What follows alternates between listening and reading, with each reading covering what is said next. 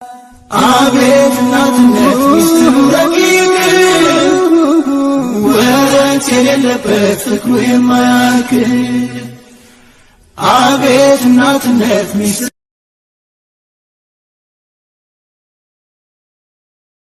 ሰላም አለይኩም ወራህመቱላሂ ወበረካቱ። ቤተሰቦቼ እንግዲህ ዛሬ ይዤላችሁ የመጣሁት ጉበት እንዴት እናጸዳለን ነው። በደንብ እውት ማለት ነው። ሁለት አይነት ነው። ኪራፍስ እንግዲህ በአማርኛ አላውቀውም፣ በአረቡ ኪራፍስ ይሉታል። ኪራፍሱን በደንብ አጥበን ከትፈዋለሁ፣ አጥቤ ማለት ነው። እንዲሁም አፕል አክደር ከሌለ አፕል ኖርማን ቀዩን ማለት ነው፣ ወይም ቱፋህ እሱን እንቆራርጣለን። ከቆራረጥን በኋላ በደንብ አጥበን ይፈጫል።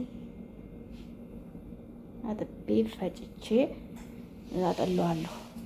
ወይም እንደ ፍላጎታችሁ ላታጠቡት ትችላላችሁ፣ ያ ፍላጎታችሁ ማለት ነው። ውድ ቤተሰቦቼ መላጥም አለመላጥም የእናንተ ፈንታ፣ ምንም አይነት ችግር የለውም ማለት ነው። ሳይንስ ግድ የለውም ጥቅም እንጂ መርዛማ ነገሮችን ወይም በቅባት እንትን ላሉ ጉበት እጅግ በጣም አሪፍ ነው ማለት ነው።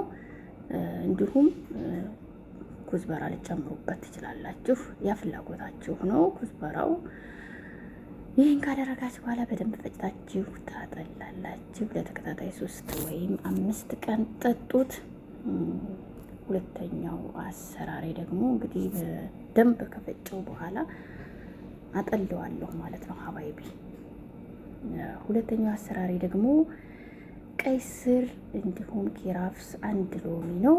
እሱን በደንብ እንግዲህ አጥቤ ከላጥኩኝ በኋላ እሱን የምፈጨው አለሁኝ። ከተፈጨ በኋላ ሁለቱም አሰራር እንግዲህ ተመሳሳይ ነው ማለት ነው። ሁለቱን 3 ቀን ወይም 5 ቀን የ5 ቀን ተጠቅሜዋለሁ። ሀታ እንደ ጠጠሮች እንደዚህ ካለባችሁ በደንብ ያጸዳላችኋል። 1 አፕል አክደር፣ 1 ሎሚ፣ 1 ኪራፍስ ተለቅ ያለ እንዲሁም 1 ቀይ ስር ልጬ እንግዲህ የተወሰነ ላጥኩት፣ ብዙም አይደለም። ከታትፌ ፈጨዋለሁ። ከፈጨው በኋላ አጥልሌ መጠቀም ነው። እንግዲህ ይህን አላጠለልኩትም፣ ሳላጠለል የተጠቀምኩት ማለት ነው። የሀሙ ጠጠርም አለብኝ ተብዬ ነበር፣ እንግዲህ ተጠቅሜዋለሁ። ከሰው መከራ ጊዜ ጠቅሞኛል ማለት ነው። እንግዲህ ከኦፕሬሽን አትርፎኛል እላችኋለሁኝ።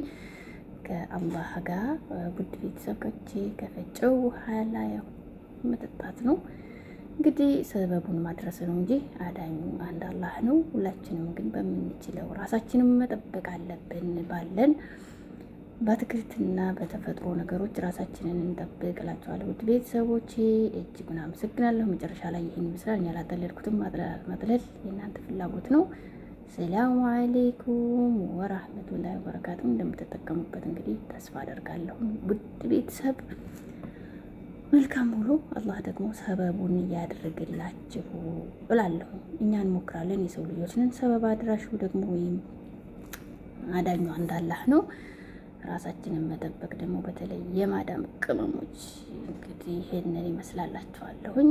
የተጠበሱ ነገሮች ባንጠቀም ባይነኝ። ሰላሙ አለይኩም።